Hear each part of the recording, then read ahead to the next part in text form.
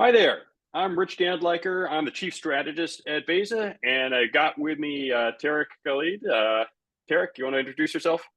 Yes, Rich, thank you. My name is TK. I'm the solutions engineer with Veza. I've been with Veza for a couple of years now. I'm glad to be here. Awesome.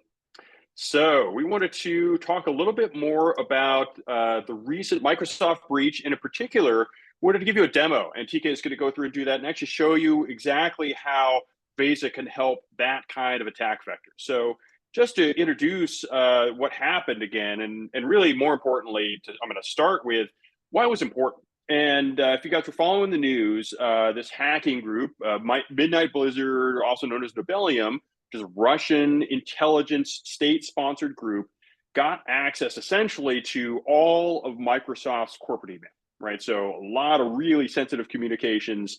This was a big deal. And what we found, and what I've talked to different CISOs, really found this one has bubbled up to really capture both the imagination and the concern of a lot of CISOs for a couple of reasons. So like the first is they hit Microsoft, and obviously Microsoft is no slouch. They take care of a lot of other people's security. They're securing a lot of products. They're obviously a big deal, and I think that sort of puts it into focus. So they have a tremendous number of security resources, and they still got hit. Second was that this was really the crown jewels. I mean, if you think about what this hacking group was trying to understand, they were trying to understand exactly, we think, what Microsoft was thinking about the hacking group, how they were responding, what their plans were, and they got everything that they wanted. Right, they really got to the crown jewels of what they were after, and so that was significant as well.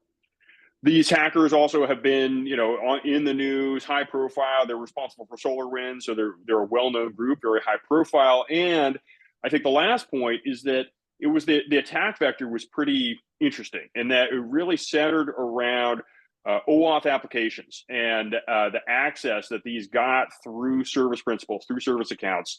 That was really kind of not unique, but we expect that this is going to be really an emerging threat vector that a lot of organizations don't have the same tooling around, don't have the same processes around protecting and even getting visibility to what these OAuth applications can really do in their environment. And so now maybe TK, you want to walk through a little bit more detail of the attack architecture here and what really happened. Yeah, absolutely. Thank you, Rich. So the attacker really initiated by a password spray attack, right? For those who don't know what that is, it's basically a brute force type of an attempt to locate an account with a very standard password, like 1111 123 456, etc., right? So the attacker was actually able to locate, and the way they did it was kind of very the way they did it was really by setting up proxies so that it doesn't get detected by any kind of a behavioral analysis or anything like Splunk, or they basically set up proxies everywhere where they initiated the attack from, so it doesn't get so they can bypass some of the kind of like basic security controls around that and alerting around that. One of the key things that helped, obviously, in this was the fact that the account that they were able to compromise was, first of all, not protected by multi-factor authentication, right? And then that account was what had access or privileges or to tied to an enterprise OAuth application, a legacy Azure OAuth app, or service principal rather, that also granted offline access. And what that means from an OAuth standpoint is it doesn't really matter after if the account gets terminated, if the attacker actually was able to get an access token and a refresh token, right? They would continue to be able to go and compromise those, even if the account was deactivated, right?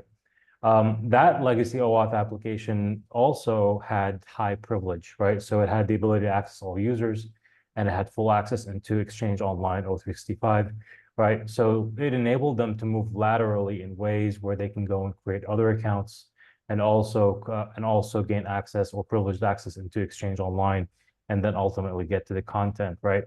And again, as they were able to assume all of these roles and permissions and API access through that privileged OAuth app, which was made available to them at that point, even if that account was deactivated. Awesome. Thanks, TK. It's a great walkthrough here. And well, actually, one thing before I go into it is like I got to give Microsoft props for this because I think it's really we can sort of poke holes at Microsoft security posture all day long, but the fact that they like all this information came from their publications. So they put a really nice blog post together, put some great security alerts together. So props for them actually stepping up and providing really good detail around how the attack occurred.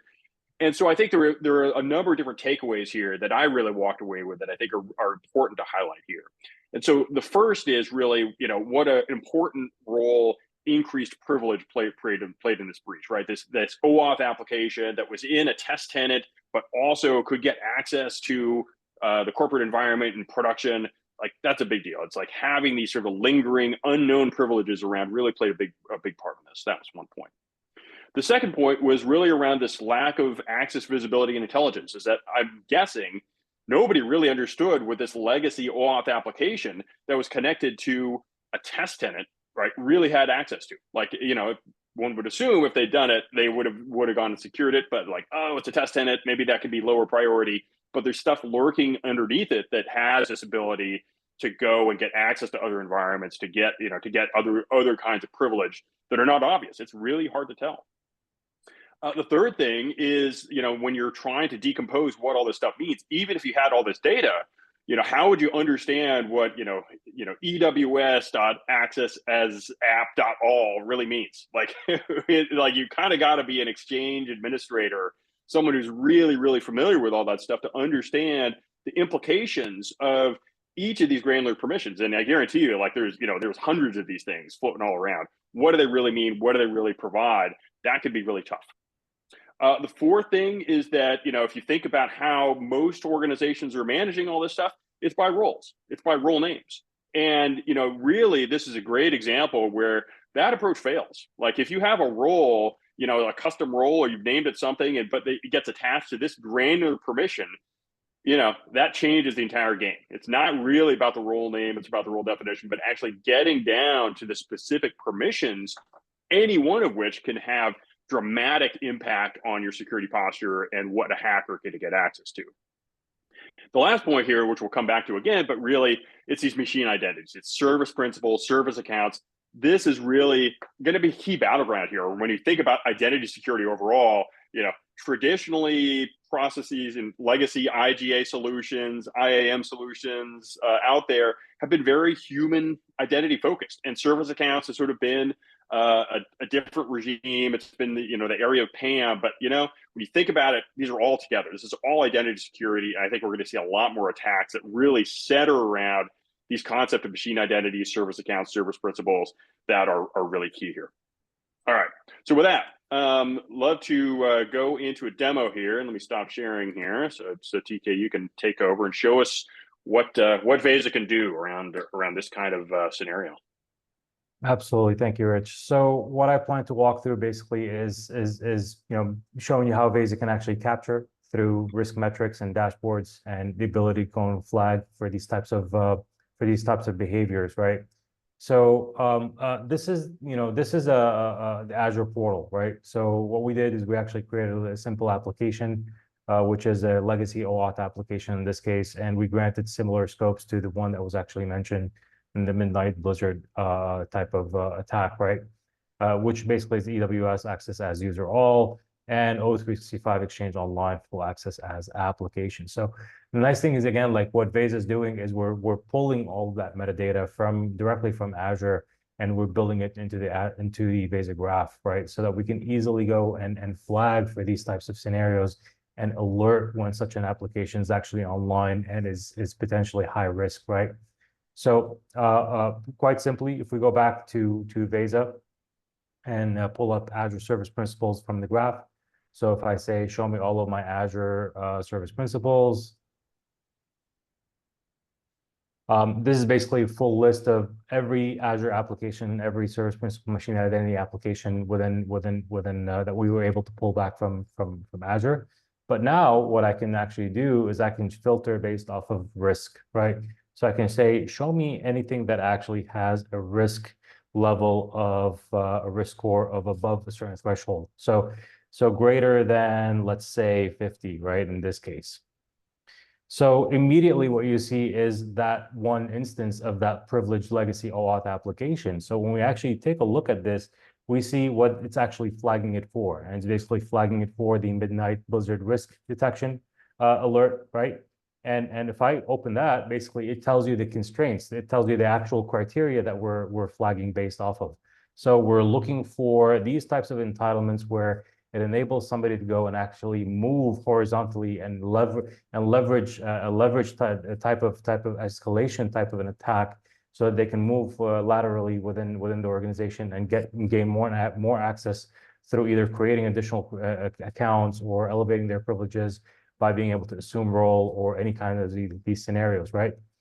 So furthermore, to make this even more accessible, we can actually bake this directly into our risk dashboard, right?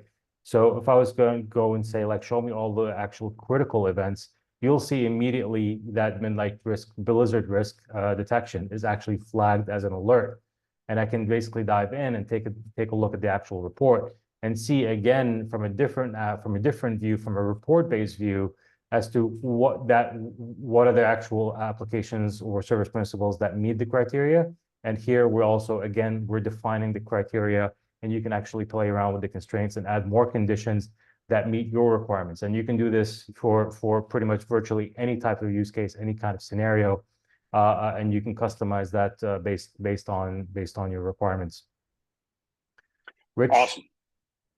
Thanks, TK. That's great. Yeah, what I love about this is this whole concept of being able to create an alert is you basically don't have to watch the system anymore. You don't have to be living in Veza. You can basically set it up and forget it. And when something happens, like either a new OAuth application pops up that gets this permission, or an existing OAuth application gets changed and modified and elevates to this permission, then you get an alert in your system of choice. It can be in Slack, it could be an email, it could be like into your syslog, whatever. We got very, very flexible webhooks to basically call it into whatever system that fits your operational security business process, and you're off to the races. So basically, you have that level of continuous compliance, continuous security monitoring, which is super powerful.